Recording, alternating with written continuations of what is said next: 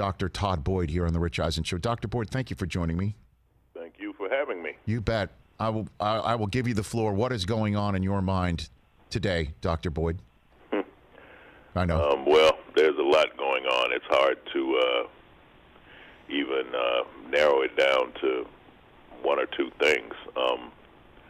We're living in an interesting moment. We've all been inside our houses for the last few months because of COVID, and,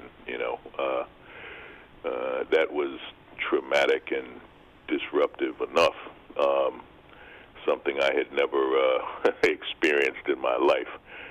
And on the heels of that, as that is seeming to, say, slowly wind down or something of that nature, we have a situation, that we've seen numerous times now, so much that people know the names of these victims who've been killed on camera, and they circulate in our society. And,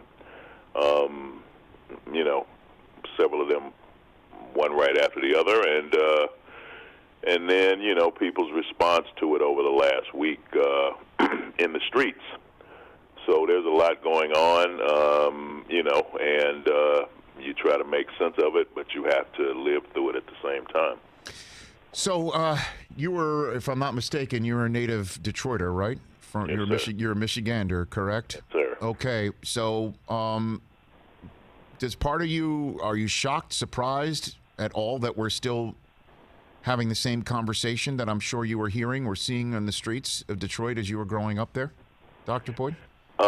I'm not surprised at all. I'm actually not even so fazed by it, honestly, because, if you're fortunate enough to get some years behind you in this life, you see a lot of things.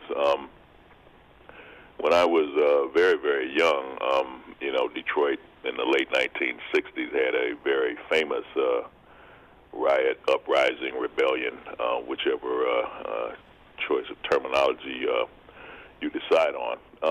And it was very profound because, of course, in this moment, the city became, in essence, a new city because, this phenomena sociologists call white flight. White people left Detroit and moved to the suburbs. Detroit became an entirely black city, black mayor, just black in its identity. But I remember my father telling me stories about going to the World Series in '68, and Marvin Gaye sang the national anthem, and he sang it in a very traditional way, quite different than he did in the '80s in Los Angeles when, that famous performance at the Forum at the All-Star game. But he saw Jose Feliciano sing the national anthem, and Jose Feliciano was booed because, of course, he sang the national anthem in his own style. And my father, who wasn't familiar with Jose Feliciano's music, but just couldn't abide by the fact that they were booing this man and, throwing things at him. And he just really, he says, hey, the man did his own thing, and this is your response. So, I grew up in an environment where, in that time and immediately after in the 70s, so many things. Nixon era, poverty, crime, drugs, all those things we can tick off. And,